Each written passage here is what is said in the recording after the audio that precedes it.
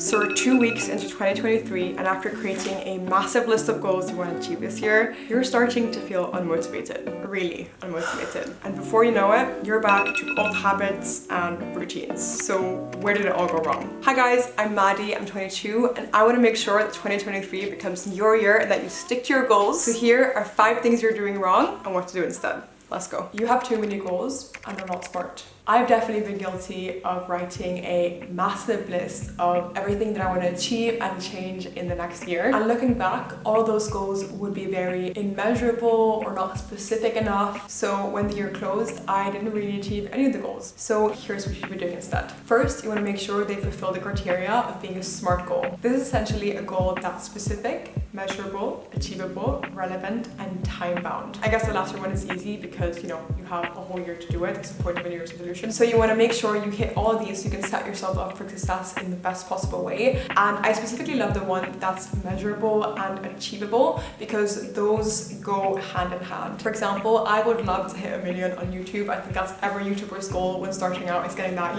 gold plaque. But is that achievable? Is that something I can do by myself just in the form of my own actions? I can post more videos and I can try to make them go more viral, but it's really not up to me whether people subscribe. Instead, a better goal might be, I want to grow my social media by posting more. Be a little wary about what numbers you put on there. Make sure they are actually achievable so you end up not feeling bad at the end of the year because you didn't hit an exact number. So now look through goals and find 4 to maybe 6 goals that you want to continue with and start rephrasing them. A very common goal as well is that you want to exercise more, but ask yourself, is that goal measurable? Is it specific? Is it relevant? What can you do to rephrase it so it's easier for you to know if you've achieved? It's very specific so you can really easily try to do it. So for my goal, that's all about working out more. I instead wrote work out 2 to 3 times per week. That was 2 of my goals, and my 3 other goals are, I want to read 1 book a month, I want to do something social with friends at least once a week, and I want to use my money to create more memories. You haven't set up any motivational triggers. Motivating yourself is a huge factor in you actually achieving your goals. And as easy as that sounds, it's really easy to forget why you're actually doing this. Why are you waking up at 6 a.m? Why are you working out when you don't want to? Why are you going out in the dark to run in the cold? You need those constant reminders to us why you're doing this. And the most useful tool that I found to do this is creating a vision board. This is essentially a board where you collect all the results that you're trying to achieve or you're aiming for this year. There's a lot of ways to create vision boards, but personally, I'm going to be using Melanote to create mine. Melanote is essentially a tool for organizing your creative projects, and I love it because I can collect everything from images to videos to tasks to notes all in one place. So yeah, let's create our vision board. Okay, so vision boards definitely take some time, so I'm going to make myself some coffee and then let's do this thing.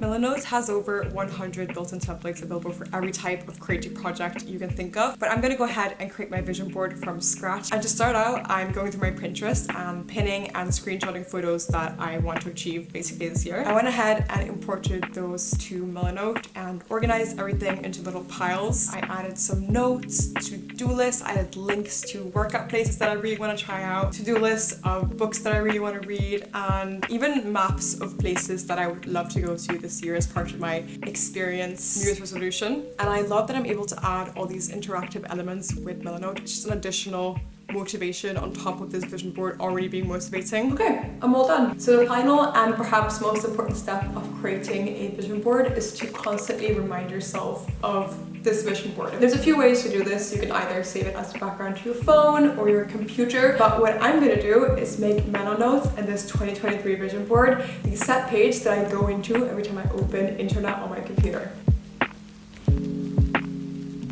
And voila. That's it. Now, if you want to give Melanote a try, either to create your own vision board or any other project, Melanote is available for free with no time limit, and you can sign up using the link in the description box below.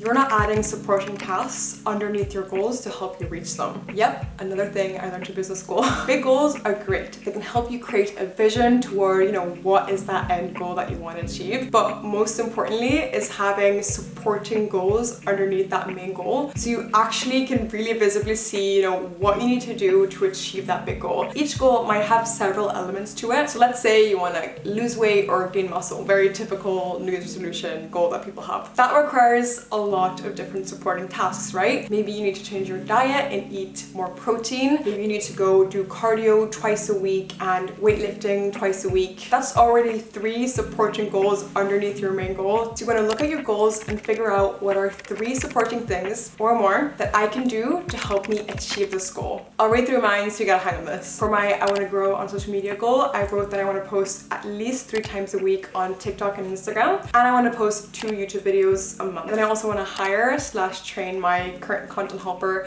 to help me edit more videos. And for my I want to create more memories with my money type of goal, I wrote that I want to put out 10% of my monthly income after taxes to a separate travel and experiences bank account. I want to treat myself with something every Sunday, and I'm keeping a wish list on Notion with things that I want to save up for and that I want to try to again motivate myself to actually do these things.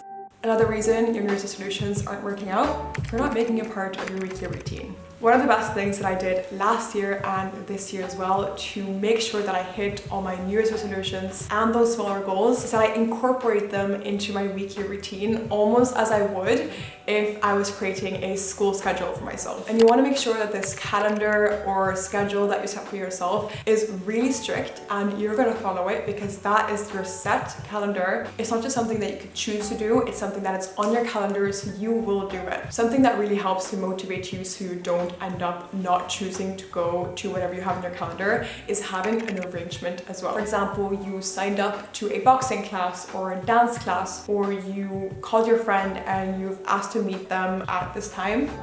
It's Tuesday, and for the 3rd time this year, I'm on my way to dance. I think it also helps is that they have a very strict schedule, or a very set schedule, so every Tuesday there's a specific teacher who teaches a specific type of dance. Last year I grew so fond of that one teacher and that one type of dance that she choreographed every time. And this year as well, I absolutely love the teacher, and the way she choreographs is just amazing. It's almost like additional motivation because she's only there teaching that exact type of dance every Tuesday.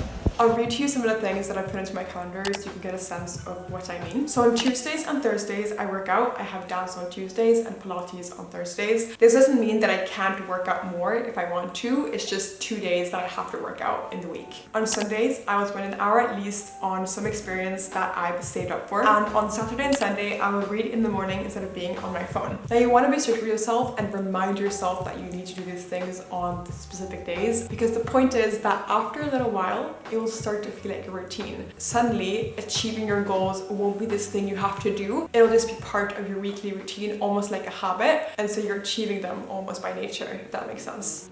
You're being too hard on yourself. New Year's resolutions and goals in general are great because they allow you the specific time frame and this reset almost, so you can transition into a person that you want to be. That's your dream version of yourself. However, I think New Year's resolutions can also be very toxic because you set yourself these insane goals that are just really unattainable even in just a year, and doing that entire reset in the month of January just isn't sustainable, and you might stick it out for 2 or 3 weeks, but when you figure out that this isn't something that I can actually do, you end up not fulfilling your goals and disappointing yourself. But really it isn't your fault or the lack of motivation. It's really just that you had too many goals and no one could actually achieve those goals because it was just too much. It's something that you kind of just have to have a feel for yourself. How much change can you realistically tolerate? And remember that most people can handle more than a few changes at a time. That could be 2, maybe 3, but definitely not 30. And consider also the scope of the things that you want to change. Personally, I think I read about 6 books last year and now I want to double it. It's definitely going to demand a little bit of change from me, but considering I read a book in between 12 to 16 hours, it's not that much time. But if I wanted to read 100 books, that would be at a scope where I would have to devote a specific amount of days every single week to make that change, and that would prohibit me from making other changes in my life because it just simply wouldn't have the time. So the best thing you can do to actually achieve your New Year's resolutions and your goals is actually to have fewer goals and make sure those goals are attainable, but yet a little bit difficult. Thank you so much for watching. I hope these things will help you transition your goals into something that you can actually